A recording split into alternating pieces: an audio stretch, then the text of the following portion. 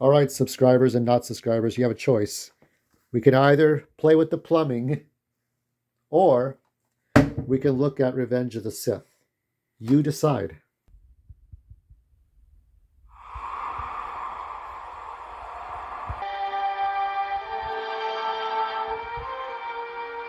Guardians of peace and justice in the old republic before the dark times. Was mine until he turned to evil, helped the Empire hunt down and destroy the Jedi dark side of the Force. That is cool. That was a cool shot. Monster. Right.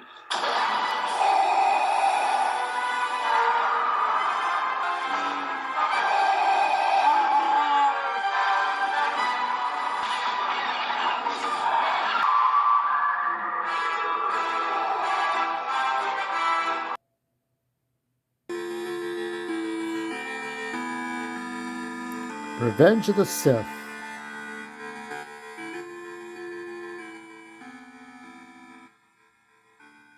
Now, this movie was part of a campaign. It was a part of a long campaign. And I wasn't sure what the cover was going to look like. I thought you would have Mace Windu in there. You would have Anakin with the hood over his head. But you had to have Vader. Vader had to somewhat be an eclipse because this was so important. So, I don't know. Well, Vader's up there. I'm not going to really go through a lot of trouble here. I went through too much with the last video.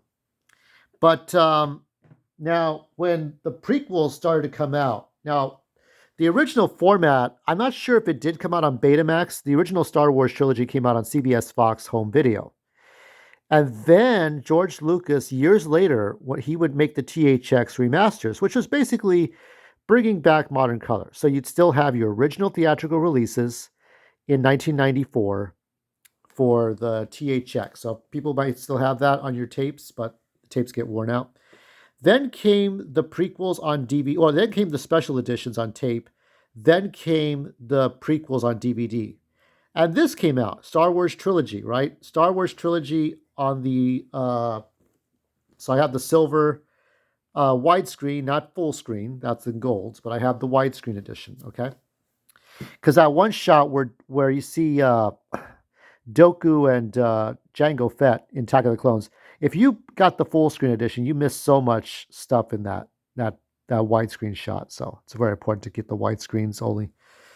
But the trilogy wasn't just out to redo those movies in 2004, though those were redone again in Blu-ray. That was to prepare us for the next year. Or actually, this came out in 2003, did it not? 2003, 2004. I made sure to pre-order this at GameStop, this Star Wars trilogy disc. But it was preparing us for Revenge of the Sith that would come out the next year. George was very, very adamant about trying to keep everybody's energy going. So that was one of the reasons he had done the trilogy. He redone some stuff. Sebulba's still not sitting in his pod racer. Well, actually, that never got fixed in the 3D edition. But some things were never changed. Some things stayed the same. But that teaser trailer prepared us all for what was going to come. The return of Darth Vader, however, in prequel form. This was the one that I paid the most attention to. Because the first time I watched that, I've told these stories before for Phantom. This one I'm calling Revenge of the Nerdsith XX or 20. Because you had Revenge of the Nerds before Revenge of the Sith. So we have the Revenge of the Star Wars Nerds. But it's better to call it Revenge of the Nerd Sith XX. So that's what I'm calling this. Just like, what is it? The Phantom Menace 2-5 Society. Yep, I'm doing these very clever titles because why can't I do that? Because the theatrical release, it got re-released this weekend, this Friday. I wanted to do this last night. The kitchen sink took over my life for the last week, so I couldn't do fuck all. That kitchen sink was my whole life, the whole week. And I am butt-fuck glad I got it done last night. I put 35 feet of snake into that pipe. You kidding me? Like, I was going to rape that pipe until I got whatever was out. But speaking of dangers and doom, I was so attuned to this movie about 1 to 2 years before it came out. Now, Lucasfilm on StarWars.com had put up images for paying members. They released images of aliens that were not used in the final movie. There were fan fiction pictures of Obi-Wan and Anakin, Anakin holding the red lightsaber, Obi-Wan holding a blue lightsaber, and fighting on different lava places because the fan base knew. And like Super Shadow. Remember Super Shadow? Nobody mentions this guy. Super Shadow was like the biggest fraud ever, but he had Super Shadow might be Mike Zero. That's my Star Wars theory there. Super Shadow and Mike Zero are the same person. But Super Shadow used to be that guy that knew everybody. He knew all the people personally on Star Wars, and he had all these theories that were complete bullshit. This is before Doomcock, okay? Super Shadow was the guy. Um, and so he would have his theories, but people knew that Mustafar, the lava planet, was going to be the place where they would fight. Okay, they knew Padme was going to die. They knew that Vader was going to come about. They didn't know about Mace Windu, but as we got closer to the movie's release, they would release the comic books, and then the plot got leaked onto Wikipedia for Revenge of the Sith literally less than a week before the movie release. So you got to read the whole plot, and you got to see what happened before the movie came out. There was this one line. Well, we'll get to that actually, but what I want to do is kind of divide this into small parts. So there were some things that were not in there. I will safely. Well, I'll mention this later on. But what we're going to do is we're going to look at the movie. You know how we do this. We look at the movie as we go along. I'll talk about some stuff, but there was some concept like what the V-Wing starfighters are going to look like. The V-Wings came shortly after the Jedi starfighters from the second design for Revenge of the Sith with the opening on Coruscant. But then there were these designs that looked very, very closer to the Episode 4, the original Star Wars A New Hope design. And I saw one new picture of Christopher Lee would suggest that he was there for a short time. I remember seeing Palpatine on his throne and green screen, all this stuff before the DVD came out. But then they took down the pictures off that forum that I got the picture. So I saved the HTML to my computer.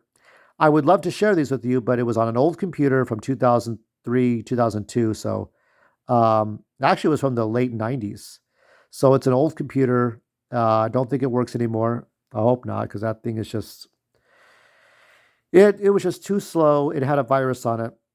But there were so many pictures, but they took them down. Lucasfilm took them down because it was like for paying members, and it was like, you can't share those, right?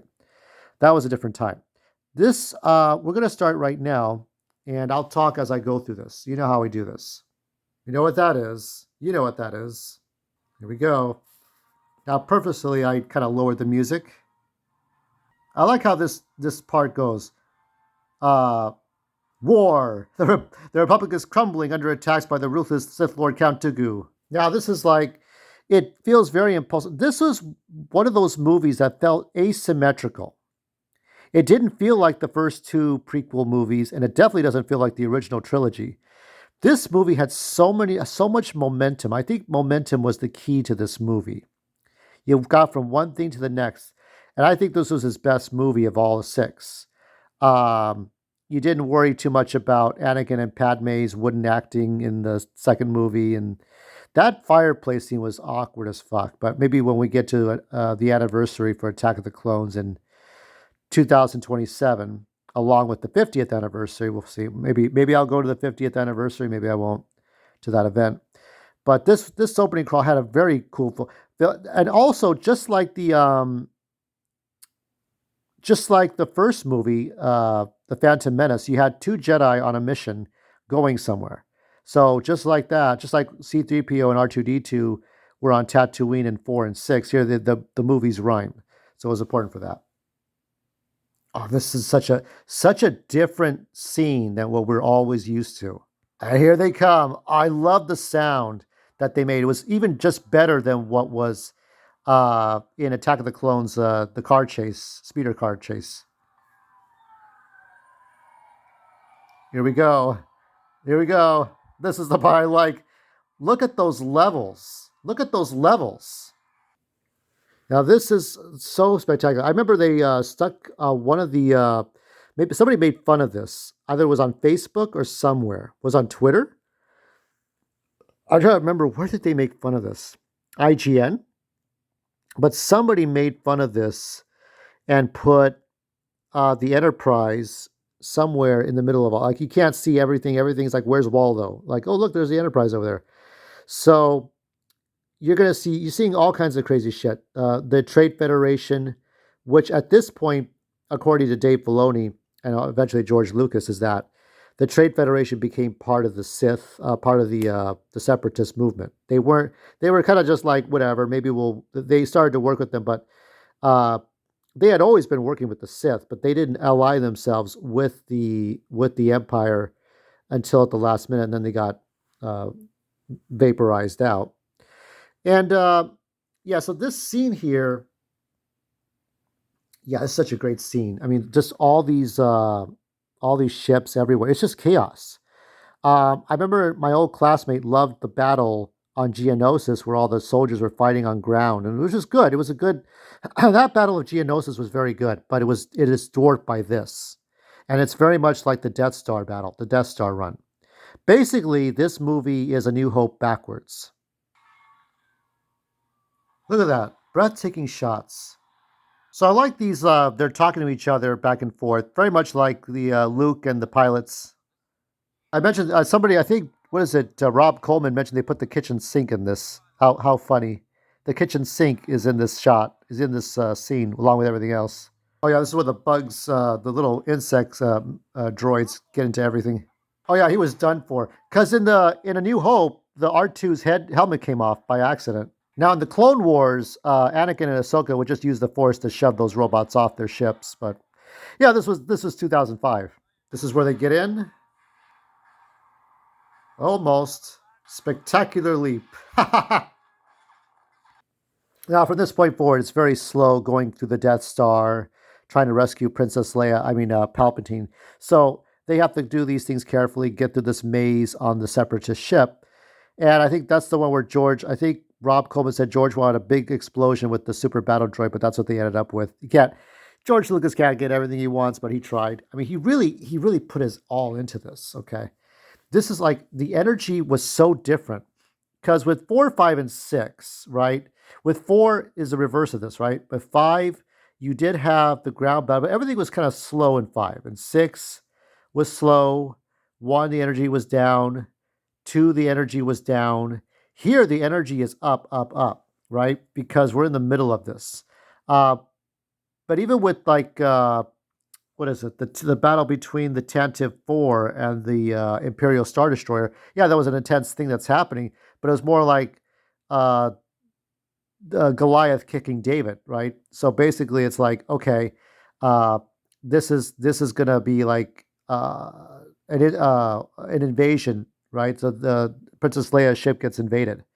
So with this, uh, this is all this energy is up. You're intense. Okay, you're looking at 3 levels of the Coruscant battle, from the planet's surface all the way up to like the ships that are reaching just above the atmosphere. So it's not a space battle; it's an atmosphere, as George had explained. It's just above the outer layers of the atmosphere, and not merely in space. So what they have to do is they go through the elevators, and you got the other droids around. But finally, they get to Palpatine. So I remember seeing these shots in green screen. They were not finished yet, and they were taken down by in the forum by Lucasfilm. Cease and desist. So um, yeah, I saw this a year or two. I was like, I wonder, is he being evil at this point? I don't know what's going on. I don't know why is Palpatine, but then why is Obi-Wan and Anakin? Why are they there standing next to him? So when I saw this on the green screen that was meant for members only on StarWars.com, so many questions that I have, and I think I had the answers a bit as time went on. Yeah, so all this stuff I didn't see until we get to the actual movie or the comic book. If you get the Dark Horse comic book, how does he do that backflip, or he does a front flip? Now with Hayden Christensen, he's wearing a sort of a Mark Hamill style wig. Originally, the plan was to make him bald with the ponytail like Prince Zizor, but that doesn't work. Yeah, he was kind of sick and kind of tired at this point. He wasn't going to do much more than what he could do. Then you had between Christopher Lee, Kyle Rowling, his stunt double and his body double, and it was really good. Kyle Rowling still does some of that stuff. Now, what is meant to happen here is obviously this is kind of reminiscent of Vader and Luke fighting with the Emperor watching on the Death Star 2. Everything kind of mirrors itself, right? You kind of look at that, right? And it's very similar. This was like the first movie I was paying attention to every similar thing that was happening in the other movies because this was the last piece of the puzzle. Uh, there were posters that would say the circle is complete on May 2005. This was the movie I was really paying attention to. I even looked at the IMDb to see that you had James Earl Jones doing the voice. You had Chewbacca coming back. You had all kinds of things happening in this movie. The Wookiees having a small part, but there was just so many details that it got me more excited for this. I think one person said that the one thing the prequels did do, however, that people didn't like the prequels, was that it made the original movies better, and I think it did. And I enjoy watching those original movies the way it was presented in 2003, as too much to everyone's chagrin or uh, objections. Knew this was coming. Yep. Now this is kind of like when Obi-Wan is standing next to his lightsaber to his, so it's like on the shot here. It's very similar to when Obi-Wan is fighting Darth Vader on the Death Star. Do it. Do the do. Yep. Now it's really like this was going to happen. Okay, I think my mom saw a little bit of this. I remember my mom got me a bootleg disc of it with the timer running on the top right of the screen. I'm like, okay, but I'm glad I have my all my widescreen. I have all 6 movies on DVD, and I have almost all the Clone Wars episodes on DVD. And I think I have just the Force Awakens of the 3. So I feel like my Star Wars collection is complete. But anyways, like the this is the shot, and Rick McCall was like, "Are you? What are you trying to do?" But they did. But George Lucas did it tastefully, and talking a little bit about current events. I guess the rape scene in the newest episode of Andor. I don't know, man. I honestly, it went into like sort of like not NC-17, but it's sort of rated R territory. Obviously, it was not going to be like a Mexican style in a movie because in those movies, you watch any Spanish movies, you know that scene starts and it keeps on going, and you have to bear it. You know that anybody who's Latino, you know what those movies are like. I don't think it was like that, from what I could tell. I think I saw Catherine LaSalle watch it a little bit, and it didn't look as bad as it thought. But I respect Theory's sort of disrespect to that. It's what he wants to do. But yeah, I mean, this is about almost as dark as this. But it was a moment that Anakin had to become Vader through this step. And there we got Grievous. This right here is the very first ever General Grievous action figure, and this was based on the Tartakovsky Clone Wars cartoon. And he had a different voice, of course. He had a more commanding voice, but this, I mean, yeah, these are cool figures, right? And this Grievous was a monster. They re-released it, but it was less cool. I like this sort of static, very like he's moving even when he's not moving. This is probably the best Grievous action figure ever. Because this Grievous was a monster, wasn't he? He really was. And this was released, I do believe, about a year or two before the movie came out. What a great figure. I mean, just look at all that. This is a work of art right there. But this Grievous could like kick your ass, right? He was all powerful. So I just wanted to share that one. I thought it was really neat. And now let's get back to this drama. So here we have Grievous. Now they go through a little bit that they originally you were going to have Shakti, which I don't know what her official death is. I don't know if they've ever pointed it out. Shakti had originally died on Grievous's ship. Then that got to be a deleted scene. There's 2 kinds of deleted scenes. Those that might fit in the canon of lore, and those that are contradictory to the scene that's officially put out. So, like for example, Shakti did not die on Grievous's ship, but Yoda still landed on Dagobah in this little pod because that's what had to happen. So then she died. She supposedly died by Grievous the first time in the Tartakovsky cartoon, but then you see her in the Force Unleashed video game where she died by the hands of Starkiller. So we don't know what happened to Shakti. But the one thing that Palpatine says to Anakin before he picks it, because he says, we got to get Obi-Wan out of here. It's like, leave him or we'll never make it. His fate will be the same as ours. Meaning that all three characters here, Obi-Wan, Anakin, and Palpatine, died because of Luke Skywalker. They died for Luke Skywalker. So this is the first time these two met, but they kept teasing this all throughout the Clone Wars episodes. Haha. Here you have the Catorsis armor, or not the Catorsis armor, but the Catorsis sort of staffs that blocks lightsabers. They gotta land this ship, but Grievous has got to abandon ship, so they gotta land this whole big freighter into Coruscant. Trying to abandon ship, just like C-3PO and R2-D2. I like this whole momentum. It's one thing leads to the next thing, leads to the next thing. Easy R2. They still have half a ship. I remember they showed off some of the firefighters in this, the characters in the. So I saw some of this stuff. I'm like, who are these guys? And then it was more clear to me. And then comes the Steven Spielberg shot. Yep, another happy landing. So here you have the politicians coming. Anakin and Obi-Wan came back. And this is one of the rare times you see Jar Jar Binks. Palpatine makes it clear that General Grievous is still out there. And there was a scene somewhere, stuck somewhere. Maybe it was in this scene or somewhere later. Somebody knows exactly where in the movie it was supposed to be, but Palpatine and Jar Jar do have dialogue to each other.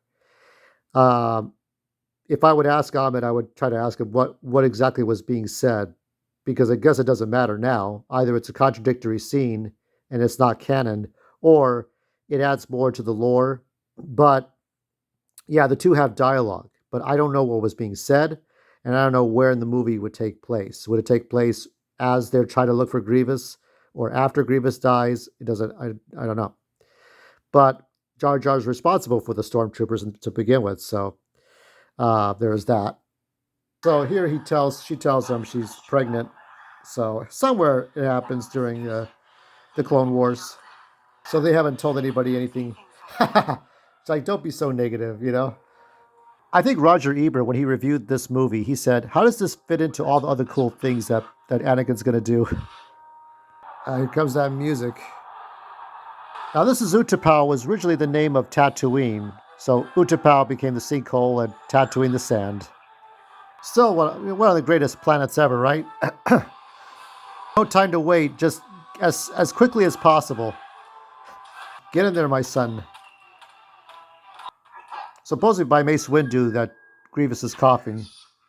Now, at this point, he tells him that there's going to be a new apprentice. So